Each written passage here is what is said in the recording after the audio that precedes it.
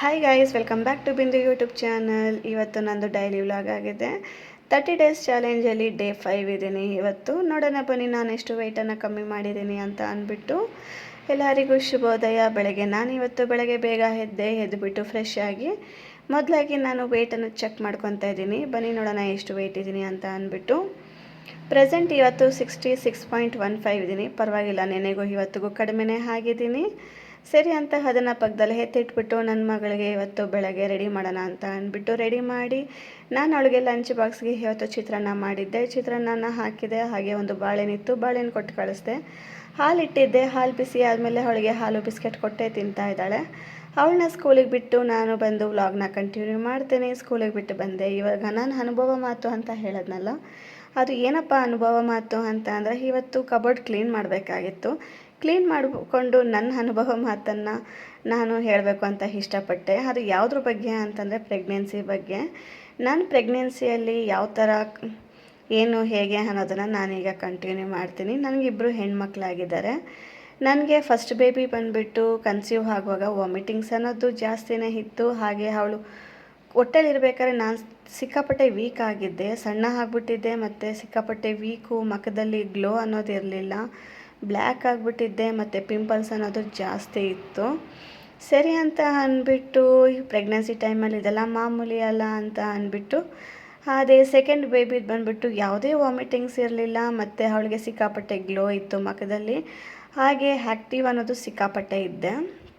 ನನಗೆ ಯಾವುದೇ ಥರ ಸುಸ್ತಾಗಿರ್ಬೋದು, ನಾನು ಪ್ರೆಗ್ನೆಂಟ್ ಅಂತಲೇ ನನಗೆ ಫೀಲ್ ಆಗಿಲ್ಲ. ಎರಡನೇ ಮಗು, ಫಸ್ಟ್ನೇ ಮಗುಗೆ ನಾನು ಸ್ವಲ್ಪ ಏನೋ ಸಿಕ್ಕಾಪಟ್ಟೆ ವೀಕ್ ಆಗಿಬಿಟ್ಟಿದ್ದೆ. ಯಾವಾಗಪ್ಪ ಮಗು ಆಗುತ್ತೆ ಅಂತ ಅನ್ನಿಸ್ಬಿಟ್ಟಿತ್ತು, ಆ ಥರ ಆಗಿತ್ತು. ಆಮೇಲೆ ನಾನು 2 ಮಕ್ಕಳಿಗೂ ಒಂದೇ ಹಾಸ್ಪಿಟ್ಲೇ ನಾನು ತೋರಿಸಿದ್ದು. ಅವಳಿಗೆ ಮಂತ್ಲಿ ಚೆಕಪ್ ಆಗಿರ್ಬೋದು, ಸ್ಕ್ಯಾನಿಂಗ್ ಆಗಿರ್ಬೋದು, ಎಲ್ಲನೂ ಒಂದೇ ಕಡೆನೇ ತೋರಿಸ್ದೆ. 4 ಸ್ಕ್ಯಾನಿಂಗ್ ನಾನು ಮಾಡಿದ್ದು 5 ತಿಂಗಳಲ್ಲಿ, 3 ತಿಂಗಳಲ್ಲಿ ಒಂದ್ಸಲಿ ಮಾಡಿದ್ದೆ, ಮತ್ತು 5 ತಿಂಗಳಲ್ಲಿ, 7 ತಿಂಗಳಲ್ಲಿ ಮತ್ತು 9 ತಿಂಗಳಲ್ಲಿ ನಾನು ಮಾಡಿಸ್ಕೊಂಡಿದ್ದಂತಹ ಸ್ಕ್ಯಾನಿಂಗು ಇಬ್ರಿಗೂ ಒಂದೇ ಕಡೆ ಮಾಡಿಸಿದೆ. ಬಟ್ ಫಸ್ಟ್ ಬೇಬಿಗೆ ನನಗೇನು ಕ್ಯೂರಾಸಿಟಿ ಇರಲಿಲ್ಲ, ಏನು ಮಗು ಆಗುತ್ತೆ ಏನು ಅಂದ್ಬಿಟ್ಟು. ಯಾವುದಾದ್ರೂ ಪರವಾಗಿಲ್ಲ ಅಂತ ಅನ್ನಿಸ್ತು. ನನಗೆ ತಲೆಯಲ್ಲಿ ಅದು ಇರಲಿಲ್ಲ, ಕ್ಯೂರಾಸಿಟಿ ಅನ್ನೋದು ಇರಲಿಲ್ಲ. ಈಗ ಸದ್ಯಕ್ಕೆ ನನಗೆ ಫುಲ್ ವೀಕ್ ಆಗಿಬಿಟ್ಟಿದ್ನಲ್ಲ, ಮಗು ಆದರೆ ಸಾಕಪ್ಪ ಅಂತ ನನಗೆ ಅನ್ನಿಸ್ಬಿಟ್ಟಿತ್ತು. ಆದರೆ ಸೆಕೆಂಡ್ ಬೇಬಿಗೆ ನನಗೆ ಏನು ಮಗು ಆಗುತ್ತೆ ಅಂತ ಕ್ಯೂರಾಸಿಟಿ ಅನ್ನೋದು ಸಿಕ್ಕಾಪಟ್ಟೆ ಇತ್ತು.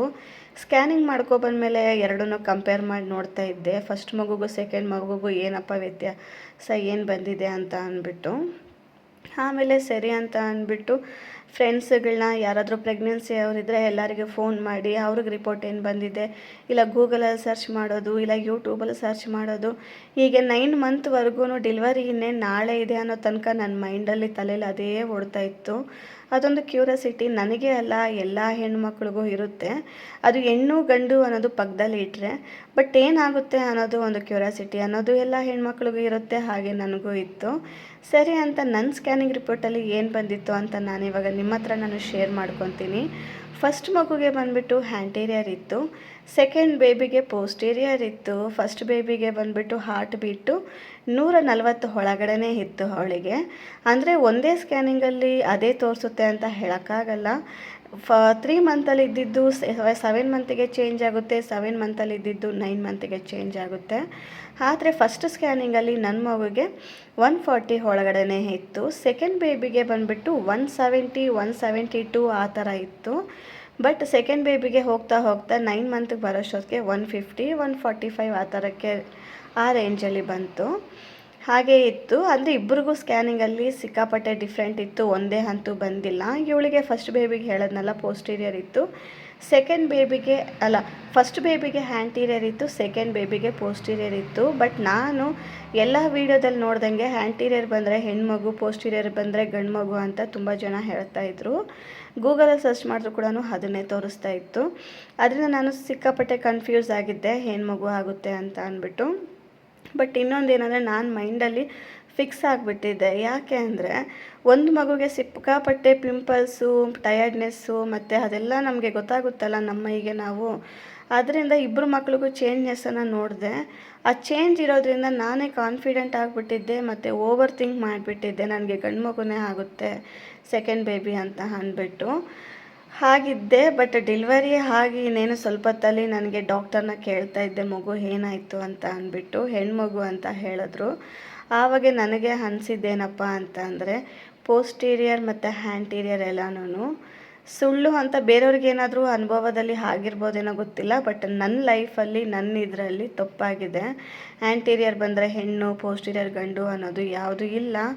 ಬೇರೆಯವ್ರಿಗೆ ಆಗಿದ್ದಿದ್ರೆ ಅದು ನನಗೆ ಗೊತ್ತಿಲ್ಲ. ಬಟ್ ಇದು ನನ್ನ ಲೈಫಲ್ಲಿ ಆಗಿರೋದು. ಇಬ್ಬರು ಹೆಣ್ಮಕ್ಳದನ್ನು ನಾನು ಮನೆ ಖಾಲಿ ಮಾಡಬೇಕಾದ್ರೆ ಅದನ್ನು ಮಿಸ್ ಮಾಡ್ಕೊಂಡಿದ್ದೀನಿ. ಇಲ್ಲಾಂದರೆ ನಾನು ಅದನ್ನು ನಿಮಗೆ ತೋರಿಸ್ತಾ ಇದ್ದೆ, ಪ್ರೂಫಾಗಿ ತೋರಿಸ್ತಾ ಇದ್ದೆ ಇಬ್ಬರದೂ. ಬಟ್ ಇಲ್ಲ, ನಾನು ಆದರೂ ಹುಡುಕಿದ್ರೆ ಖಂಡಿತವಾಗ್ಲೂ ಅದನ್ನು ನಿಮಗೆ ಶೇರ್ ಮಾಡ್ತೀನಿ.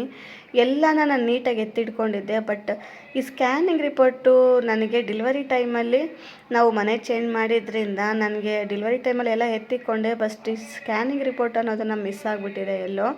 ಬಟ್ ಆದರೂ ಹುಡುಕಿದ್ರೆ ಸಿಕ್ತು ಅಂದರೆ ಖಂಡಿತವಾಗ್ಲೂ ಇದನ್ನು ಶೇರ್ ಮಾಡ್ಕೊತೀನಿ. ಆದರೆ ನನ್ನ ಅನುಭವ ಮಾತಲ್ಲಿ ನನಗಾಗಿರೋ ಎಕ್ಸ್ಪೀರಿಯೆನ್ಸ್ ಹೇಳಬೇಕು ಅಂದರೆ, ಎರಡು ನನಗೆ ಬೇರೆ ಬೇರೆಯೇ ಇದ್ದಿದ್ದು.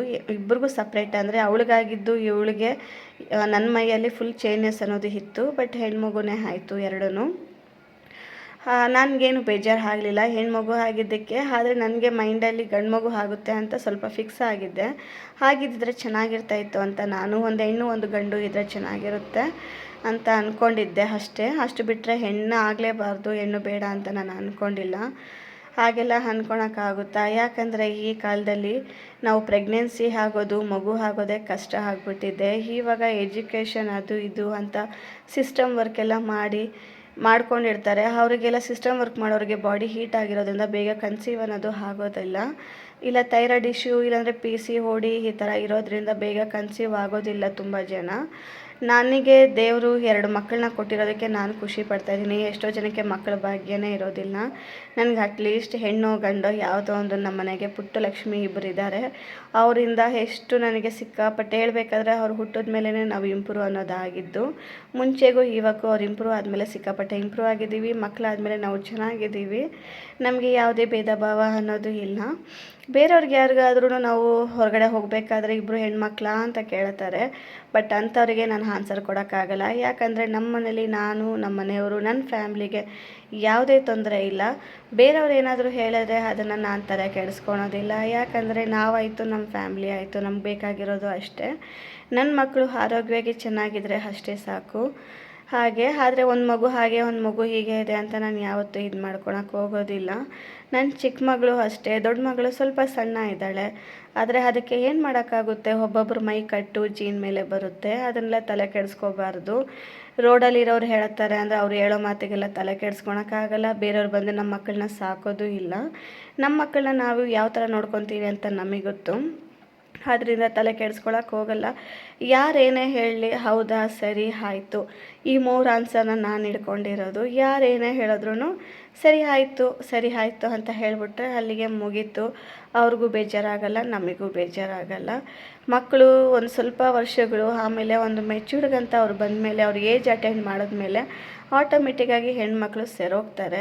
ಎಲ್ಲರೂ ಹುಟ್ಟಿದ ತಕ್ಷಣ ಗುಂಡಕ್ಕೆ ದಪ್ಪಗೆ ಇರಬೇಕು ಅಂತಲ್ಲ, ದಪ್ಪಕ್ಕಿರೋರೆಲ್ಲನೂ ಆರೋಗ್ಯವಾಗಿದ್ದಾರೆ ಅಂತಲ್ಲ, ಸಣ್ಣಕ್ಕಿರೋರು ಅವರು ಆರೋಗ್ಯವಾಗಿಲ್ಲ ಅಂತಲ್ಲ. ಸಣ್ಣ ದಪ್ಪ ಅನ್ನೋದು ಬಿಟ್ಟರೆ ಬೇರೆ ಇನ್ನೇನೂ ಇಲ್ಲ. ಆರೋಗ್ಯವಾಗಿದ್ದಾರಾ ನಮಗಷ್ಟೇ ಬೇಕಾಗಿರೋದು. ಇವತ್ತು ನಂದು ಇದು ವ್ಲಾಗ್ ಆಗಿದೆ. Thank you so much for watching.